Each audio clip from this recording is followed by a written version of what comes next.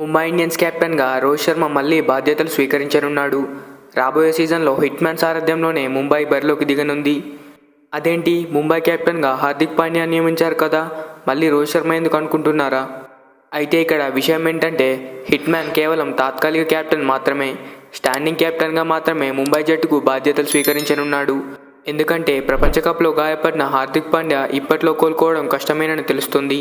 అయితే అతని గాయం చాలా తీవ్రంగా ఉందని, ఐపీఎల్ ప్రారంభానికి పాండ్యా పూర్తి ఫిట్గా ఉండడం అనుమానమేనని సమాచారం. అందుకే ముందు జాగ్రత్తగా హార్దిక్ స్థానంలో రోహిత్ శర్మని స్టాండింగ్ కెప్టెన్గా నియమించొచ్చని ప్రచారం జరుగుతోంది. అయితే ఈ విషయంపై అటు హార్దిక్ కానీ, ముంబై టీం మేనేజ్మెంట్ కానీ ఎలాంటి అధికారిక ప్రకటన ఇవ్వలేదు. అయితే గాయం కారణంగా హార్దిక్ పాండ్యా చాలా కాలం పాటు క్రికెట్కు దూరంగానే ఉంటున్నాడు. జనవరిలో ఆఫ్ఘనిస్తాన్తో జరిగే టీ20 సిరీస్తో పాటు ఐపీఎల్ 2024లోనూ పాండ్యా ఆడకపోవచ్చు. అంటే హార్దిక్ తిరిగి రావడానికి 2 లేదా 3 నెలలు పట్టవచ్చు. అంటే డైరెక్ట్గా టీ20 ప్రపంచ కప్లోనే హార్దిక్ బరిలోకి దిగనున్నాడు.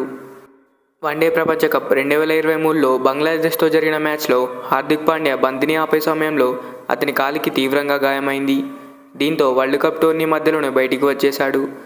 అప్పటి నుంచి ఆటకు దూరంగానే ఉన్నాడు. ఐపీఎల్ ఆడతానని ఆ మధ్యన వచ్చినా ఇప్పుడు అది కూడా కష్టంగానే కనిపిస్తోంది.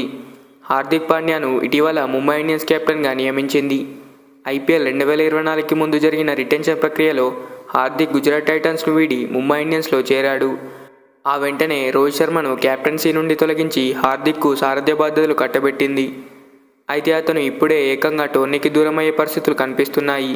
ఇలాంటి సమయంలో రోహిత్కే మళ్లీ సారథ్య బాధ్యతలు అప్పగించాలని ముంబై భావిస్తుంది.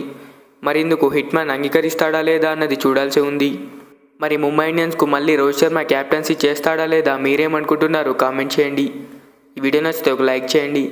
Thanks for watching. మరిన్ని ఇలాంటి వీడియోస్ కోసం మన ఛానల్ని సబ్స్క్రైబ్ చేసుకోండి.